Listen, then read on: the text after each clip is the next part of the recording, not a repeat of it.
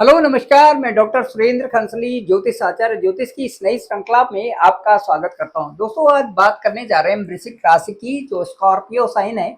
Scorpio sign में हम ये देखेंगे कि जो ग्रहों का गोचर है, मुख्य रूप से जो 6 ग्रह हैं इस महीने में यानी मई के महीने में ये ट्रांजिट में है, ये गोचर करेंगे अगली वाली राशि में।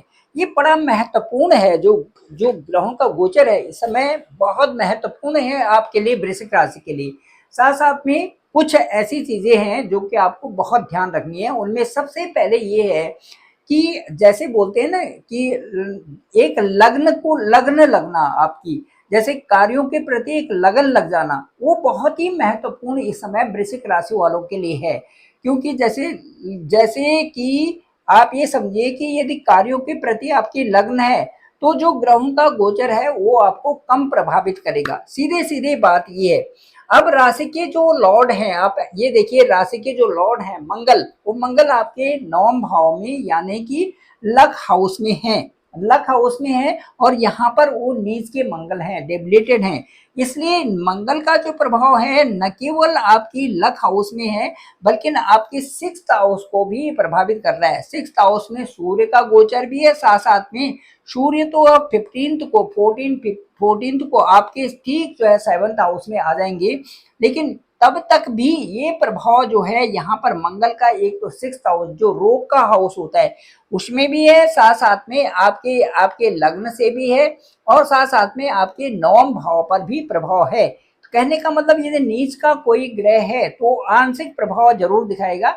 चाहे आपकी स्वास्थ्य से संबंधित हो, चाहे आपके बीपी से संबंधित हो, चाहे आपके शुगर से संबंधित हो, या यह आपको थकान आती हो, या आपके जो हाथ पांव में थकान हो, ये सारी चीजें जो है ये मंगल से संबंधित है। आपका बॉडी है को साथ साथ में आपकी जो बोन्स में कहीं ऐसा लगता है कि आपको ये लगता है कि भाई बहुत अच्छा नहीं चल रहा है, ये सारी चीजें आपको 6th हाउस से और उसके बाद 9th और उसके बाद 1st हाउस से दिखा सकता है।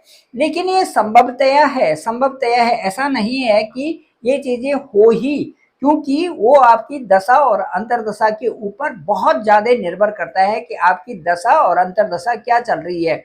साथ साथ में ये मैं जरूर कहूंगा कि जिनकी वृश्चिक राशि और वृश्चिक लग्न है, मंगल का आंशिक प्रभाव देखा जा सकता है। इसके साथ साथ में मैं ये कहूंगा कि जो बुध है, आपके जो बुध है यहाँ पर देखिए गोचर कर रहे हैं, बुध का जो प्रभाव है वो आपकी वाणी से संबंधित बहुत अच्छा नहीं है। क्योंकि बुध यदि राहु के साथ में होते हैं तो वो प्रभाव थोड़ा सा ठीक नहीं होता। शनि के साथ में भी वहां पर जो शनि भी है, बुध भी है, राहु भी है यहाँ पर। हालांकि राहु ठीक 18th जो मई है, 18th मई से आपके 4th हाउस में चले जाएंगे, रेट्रोगेट अवस्था में आपके 4th हाउस में चले जाएंगे। तो लेकिन जो बुध का जो इफेक्ट है मुख्य रूप से विदेश जाने वालों के लिए, ये विदेश के जो अप्लाई कर रहे हैं उनके लिए बुध का जो ट्रांजिट है वो अच्छा माना जा रहा है। और बुध जो है जैसे ही 6th हाउस में भी आएंगे, यहाँ से भी विदेश भाव को बहुत अच्छा 1 2 3 4 5 6 7, ये देखिए विदेश के भाव से संबंधित जो कार्य है, आपके जो नॉलेज है, जो गेनिंग है, या वहां से जो इनकम है, इसको वहां पर बहुत अच्छा परिवर्तन देखा जा रहा है, जो कि आपके लिए बहुत अच्छा है। सूर्य का परिवर्तन ठीक जो 15th मई से आपके ठीक 7th हाउस में होगा, जो कि एक शानदार परिवर्तन, एक बहुत अच्छा ट्रांजिट आपके लिए इसमें माना जा रहा है। इससे संबंधित जो यहाँ पर जो सूर्य का जो परिवर्तन है, एक आपको एक लीडरशिप दे रहा है, पद प्रतिष्ठा दे रहा है, सम्मान दे रहा है यहाँ से। इनके साथ साथ में कई सारी चीजें आपको 7th हाउस से आपके बिजनेस में भी एक बहुत अच्छा प्रभाव इससे मिल रहा है। लेकिन साथ साथ में ये भी ध्यान देने की है कि कोई भी क्रूर ग्रह यदि 7th हाउस में आता है तो 7th हाउस से संबंधित जो जो चीजें उनसे भी प्रभावित होता है। 1 2 3 4 5 6 7, ये देखिए। तो इस तरह से जो जो प्रभाव है वो आपके लग्न से भी संबंधित है, आपकी वाणी से संबंधित है, आपके व्यवहार से भी संबंधित है। ये सारी की सारी चीजें वो आपको सूर्य से संबंधित है। संभवतः ये है कि जो आप कार्य कर रहे हैं या जो आप बिजनेस कर रहे हैं वहां पर बहुत संयमित ढंग से आपको संभालने की आवश्यकता होगी। दूसरा, स्पाउस जो पत्नी या पति है, इन दोनों का भी अपने आपस में अच्छा कोऑर्डिनेशन रहना बहुत ही आवश्यक है। इसके साथ साथ में मैं ये कहूंगा कि जो आपका विवाह विवाह यदि इस समय होने को है, उसमें भी कहीं ना कहीं थोड़ी सी उसमें अड़चन आ सकती है। अपने ईगो सिस्टम या थोड़ा सा ईगो होना या बातों को इस तरह से कहना जो कि दूसरे को अच्छा न लगना, इन चीजों का इस 7th हाउस में ध्यान रखना बहुत जरूरी होता है। इसके साथ साथ में मैं यदि बात कहूं कि जो इनकम से संबंधित है, पैसा तो आपका आएगा, पैसा आपका आएगा, लेकिन वैसे ही पैसा खर्च भी हो रहा है, इसमें भी कोई संदेह नहीं है।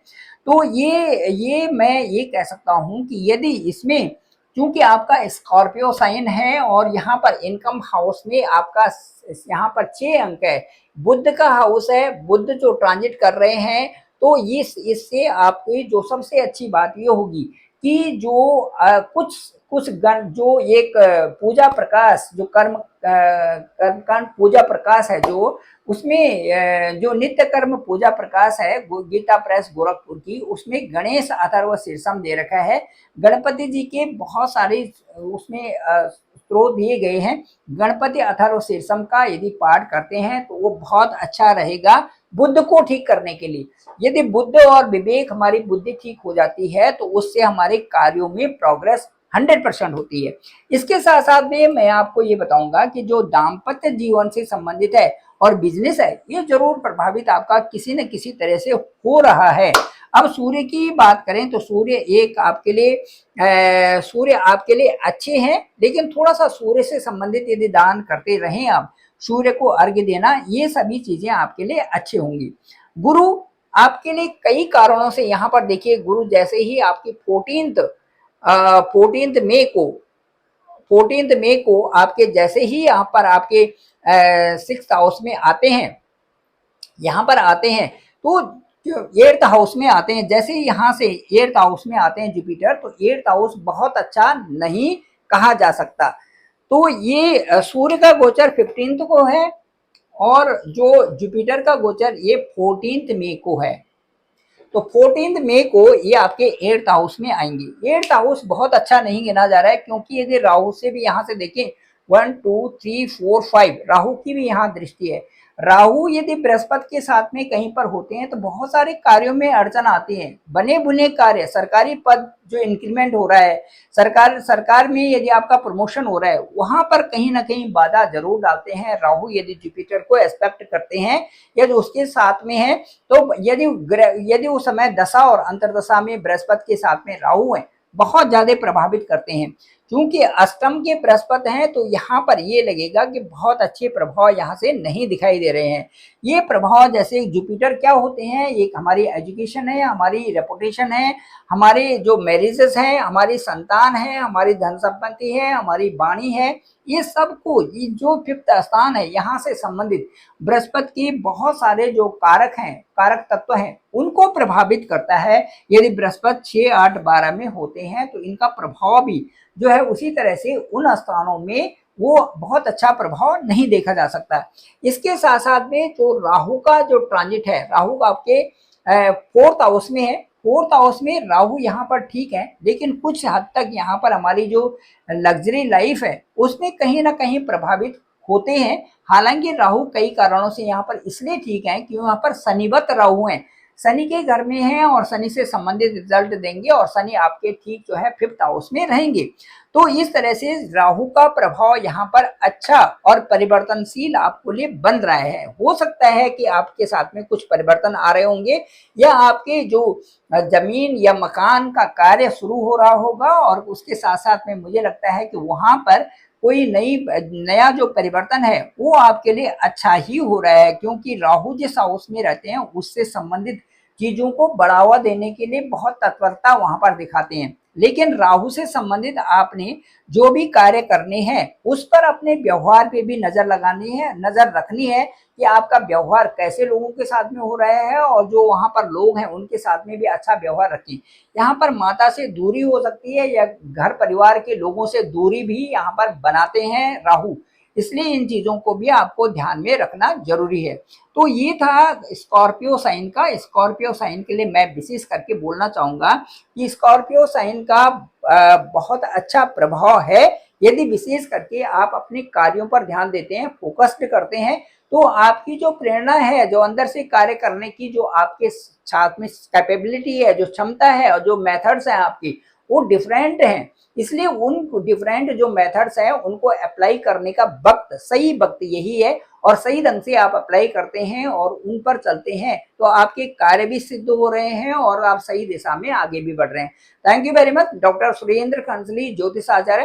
डिस्क्रिप्शन पे मेरा नंबर है 9868280191। आप डायरेक्ट मुझे कॉल कर सकते हैं। आपकी कुंडली को देखेंगे, आपकी दशा अंतरदशा क्या चल रही है, उसके अनुसार जो परिवर्तन जो इस समय चल रहा है 6 ग्रहों का, वो क्या प्रभावित कर रहा है और उसके साथ में कौन से ग्रह हैं और कौन से जो इस समय राहु को केतु का जो नॉर्थ नोड और साउथ नोड है आपकी कुंडली में कहां पर है, इन सब से पूरी चर्चा करते हुए उसके बाद आपका जो विश्लेषण होगा ओवर फोन आपसे बात की जाएगी। मुझे लगता है कि वो आपको अच्छा भी लगेगा। Thank you very much. मेरे इस चैनल को, डॉक्टर सुरेंद्र खंसली नामक इस चैनल को आप जरूर सब्सक्राइब करिए, सभी लोगों तक भेजिए ताकि इसको सभी की इस पे जानकारी हो सके। आप सभी लोगों का धन्यवाद, आप सभी लोगों का बहुत बहुत आभार।